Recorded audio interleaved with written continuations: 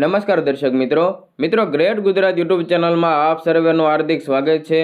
દેશ અને દુનિયાના તાજા અને મહત્વના સમાચાર સૌથી પહેલા મેળવવા માટે અમારી યુટ્યુબ ચેનલ ગ્રેટ ગુજરાતને સબસ્ક્રાઇબ કરી લેજો અને બાજુમાં આપેલા બેલના નિશાનને પણ દબાવી દેજો, જેથી અમારા આવનારા તમામ વિડીયોની માહિતી તમારા સુધી પહોંચતી રહે। મિત્રો, પ્રથમ રામ મંદિરની પ્રાણ પ્રતિષ્ઠાને લઈને સૌથી મોટા અને અગત્યના સમાચાર મળી રહ્યા છે। હાલમાં રામ મંદિરના પ્રાણ પ્રતિષ્ઠા માટે સૌ કોઈ તૈયારીમાં લાગી ગયું છે।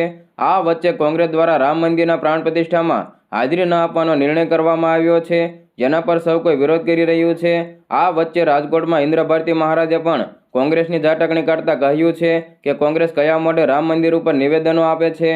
રામ મંદિરના નિર્માણ અંગે વાત કરતા ઇન્દ્ર ભારતી મહારાજે કહ્યું કે ક્યાં લખ્યું છે કે મંદિર પૂર્ણ થયા બાદ જ પ્રાણ પ્રતિષ્ઠા કરી શકાય। અગાઉ જ્યારે સોમનાથમાં રાષ્ટ્રપતિ રાજેન્દ્ર પ્રસાદ દ્વારા પ્રાણ પ્રતિષ્ઠા કર્યા બાદ વર્ષો બાદ મંદિરનું નિર્માણ કાર્ય પૂર્ણ થયું હતું। કોંગ્રેસ કયા મોઢે રામ મંદિર ઉપર નિવેદનો આપી રહી છે। તેમણે એમ પણ કહ્યું કે જે સનાતનીઓ એમ કહેતા હોય કે મંદિર નિર્માણ કાર્ય પૂર્ણ થયા બાદ જ પ્રાણ પ્રતિષ્ઠા કરી શકાય, તેમને હું પૂછવા માંગુ છું કે સોમનાથની પ્રાણ પ્રતિષ્ઠા વખતે શા માટે નહોતા બોલ્યા? અત્યારે કોના કહેવાથી વિરોધ કરવા નીકળ્યા છો? સનાતની અંગે વાત કરતા ઇન્દ્ર ભારતી મહારાજે કહ્યું કે આ દરેક સનાતનીઓ માટે આનંદ અને ઉત્સવના દિવસો છે, જેમાં જેમને જે સમજ હોય તે સમજે, કોઈ ફેર પડતો નથી। આ હિન્દુઓ માટે ઉત્સવનો સમય છે, જેનાથી સૌ કોઈએ ખુશ થવાની જરૂર છે।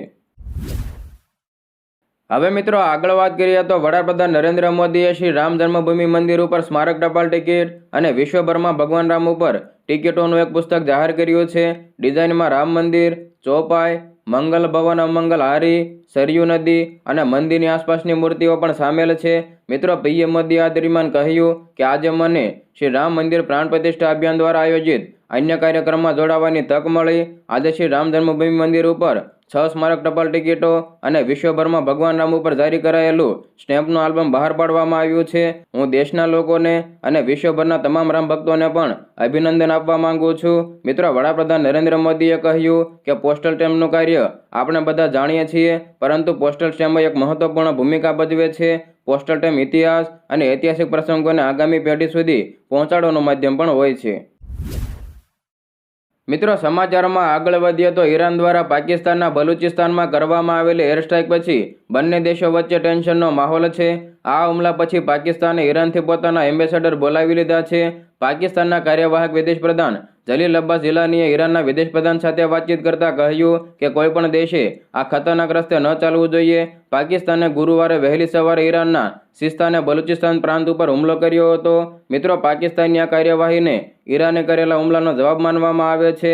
પાકિસ્તાનના વિદેશ મંત્રાલયે અધિકૃત નિવેદન બહાર પાડીને આ વાતની પુષ્ટિ કરી છે। પાકિસ્તાને આ ઓપરેશનનું નામ માર્ગ બર સમરચર આપ્યું હતું। પાકિસ્તાનના એક સિનિયર અધિકારીએ તેમને આ માહિતી આપી હતી। હવે મિત્રો, આગળ વાત કરીએ તો અયોધ્યામાં હાલ રામોત્સવની તૈયારીઓ શરૂ થઈ ગઈ છે। રામનગરી અયોધ્યા આ દિવસોમાં ભક્તિ અને આનંદના રંગમાં રંગાયેલી છે। એવું લાગી રહ્યું છે કે આખું શહેર દુલ્હનની જેમ સજ્જ થઈને પ્રભુના સ્વાગત માટે તૈયાર છે। મિત્રો, શ્રી રામ મંદિરના પ્રાણ પ્રતિષ્ઠા સમારોહ પહેલા અયોધ્યાને એક નવો ઢોની માફક શણગારવામાં આવી છે। શહેરમાં ઠેર ઠેર વડાપ્રધાન નરેન્દ્ર મોદી અને રાજ્યના મુખ્યમંત્રી યોગી આદિત્યનાથના પોસ્ટર લગાવવામાં આવ્યા હતા। મિત્રો, 22 જાન્યુઆરીએ યોજાનારા રામ મંદિરના અભિષેક સમારોહને લઈને માત્ર દેશમાં જ નહીં પરંતુ વિદેશમાં પણ રામ ભક્તોનો ઉત્સાહ ચરમસીમાએ છે। દરેક શેરીઓ અને ચોરા ઉપર રામ જાપનો જાપ સંભળાઈ રહ્યો છે। મંદિરના ઉદ્ઘાટનની દરેક ક્ષણ એક ઉત્સવની જેમ મનાવવામાં આવી રહી છે। અયોધ્યાની શેરીઓ રંગબેરંગી ફૂલોથી શણગારવામાં આવી છે। મંદિરોને કમાનવાળા દરવાજાઓથી શણગારવામાં આવ્યા છે। દુકાનોમાં રામલલ્લાની મૂર્તિઓ, ધાર્મિક વસ્ત્રો અને પૂજા સામગ્રીનું વેચાણ થઈ રહ્યું છે। જેમ જેમ સાંજ આવતી જાય છે તેમ તેમ દરેક ઘરમાં ભજન અને કીર્તનનું આયોજન થઈ રહ્યું છે। રામકથાનું વાંચન પણ થઈ રહ્યું છે। સમગ્ર વાતાવરણ ભક્તિમય બની ગયું છે। રામ મંદિરનું નિર્માણ કામ પૂરજોશથી ચાલી રહ્યું છે। મંદિરને ભવ્ય અને દિવ્ય દેખાવ આપવા માટે કાર્યકરો દિવસ અને રાત કામ કરી રહ્યા છે। દરેક પથ્થર, દરેક સ્તંભમાં ભક્તોની શ્રદ્ધા અને ભક્તિના દર્શન થઈ રહ્યા છે। મિત્રો, સમાચારમાં આગળ વધીએ તો તાજેતરમાં વાયબ્રન્ટ ગુજરાત ગ્લોબલ સમિટમાં પીએમ મોદી ગુજરાત આવ્યા બાદ હવે ફરી એકવાર મોટા સમાચાર સામે આવ્યા છે। વાત જાણે એમ છે કે લોકસભાની ચૂંટણી પહેલા ભાજપ આદિવાસી મતદારોને આકર્ષવા માટે ખાસ કવાયતમાં લાગ્યું છે, જેના ભાગરૂપે આજથી આદિજાતિ બાંધવોને સ્પર્શતી 5 દિવસની વન સેતુ ચેતના યાત્રાનો મુખ્યમંત્રી ભૂપેન્દ્ર પટેલ અને નવસારીના સાંસદ સી આર પાટીલના નવસારી જિલ્લાના ભીમાર ખાતે આવેલા જાનકીવન ખાતેથી પ્રસ્થાન કરવામાં આવ્યું છે. આ બધાની વચ્ચે હવે સામે આવ્યું છે કે આગામી 10 ફેબ્રુઆરીના રોજ પ્રધાનમંત્રી નરેન્દ્ર મોદી ફરી એકવાર ગુજરાતના પ્રવાસે આવી રહ્યા છે. મિત્રો, આ દરમિયાન પીએમ મોદી વડોદરામાં આદિવાસી મહાસંમેલન કાર્યક્રમમાં હાજરી આપશે. વડોદરામાં આગામી 10 ફેબ્રુઆરીના રોજ આદિવાસી મહાસંમેલનનું કાર્યક્રમનું આયોજન કરવામાં આવ્યું છે, જેને લઈને 10 ફેબ્રુઆરીના રોજ પીએમ મોદી ગુજરાતના પ્રવાસે આવવાના છે.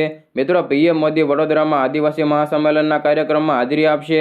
આ તરફ સંમેલનમાં આવનારા આદિવાસી માટે ટેન્ટ સિટી ઊભી કરવામાં આવવાનું છે. મહત્વનું છે કે પંચમહાલ, મહીસાગર, દાહોદ જિલ્લાના આદિવાસીઓ ભાગ લેશે, તો છોટાઉદેપુર, ભરૂચ અને વડોદરા જિલ્લાના આદિવાસીઓ મોટી સંખ્યામાં ઉમટી પડશે. નોંધનીય છે કે વડોદરામાં સયાજીપુરા પાંજરાપોળની જગ્યામાં આદિવાસી મહાસંમેલન યોજાશે.